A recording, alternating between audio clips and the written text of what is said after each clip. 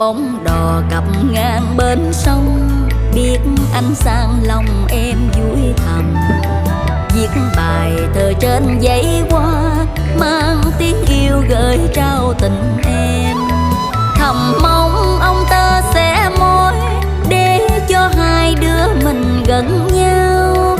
Hẹn mai đông qua xuân tới, đón em về cho tròn tình anh.